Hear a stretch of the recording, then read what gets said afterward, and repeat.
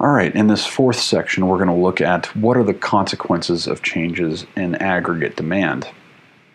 But before we start, we need to understand that when we have changes, a lot of times we refer to them as shocks.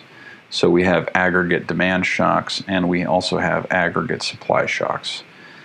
So an aggregate demand shock is simply any event that causes the aggregate demand curve to shift inward or outward. So something that causes it to shift, and it's usually a shock. So in this pandemic that we're experiencing, there's definitely been a negative aggregate demand shock. People are not buying as much for several reasons. Their incomes have gone down. We have to shelter in place, so we can't go out to eat as easily. We can't go to the gym. We can't go get haircuts. So this has definitely been a negative aggregate demand shock. Likewise, an aggregate supply shock is any event that causes the aggregate supply curve to shift inward or outward. So as it turns out, we've also experienced at the same time a negative aggregate supply shock. Businesses have been shut down. That's a negative supply shock. People are getting ill and can't work. That also would contribute to a negative supply shock. So definitely have both of these going on right now.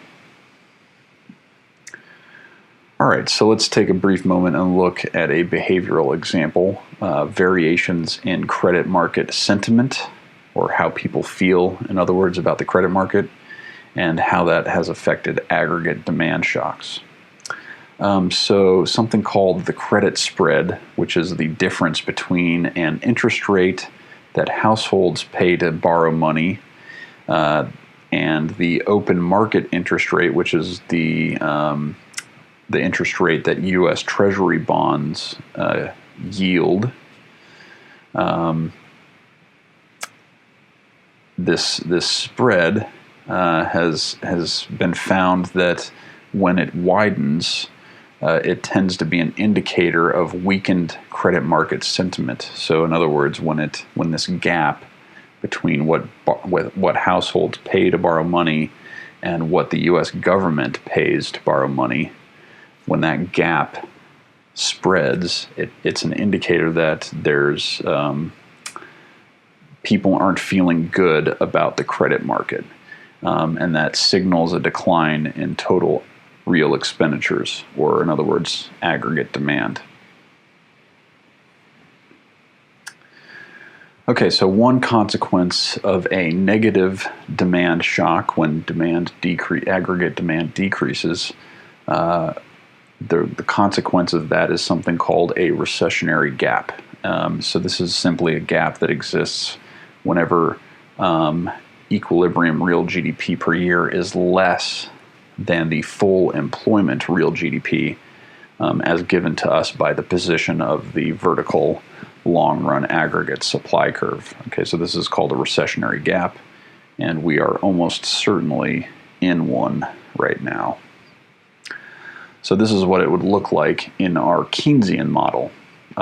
So note that the Keynesian model has in it the classical model, right? So if we were to ignore that, the red curve, we've got the classical model. But if we include it, we now have the Keynesian model, right? So here's the Keynesian model, and we have a negative demand shock. Demand is reduced for some reason. Maybe people aren't making as much money as they used to for whatever reason. The economy is shut down. Okay, well, what does that do? It has two effects. It brings down the price level, and it also brings down real GDP. So this right here is the recessionary gap that we're talking about. Okay, so this is a recessionary gap. This is what our economy could be producing if resources were being fully utilized, but they are not being fully utilized, and so we are in a recession.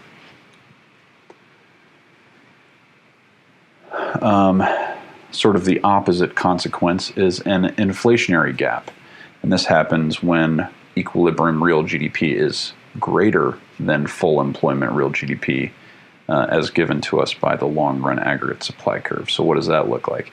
Well, this basically is the result of an increase in aggregate demand. So maybe this is because people are feeling particularly optimistic about the future, or maybe they're making more money or expecting to make more money, and that leads to an increase in aggregate demand. Well, what are the effects of that? The price level goes up and real GDP increases. So right here is our inflationary gap, and it's called an inflationary gap because it's caused prices to increase.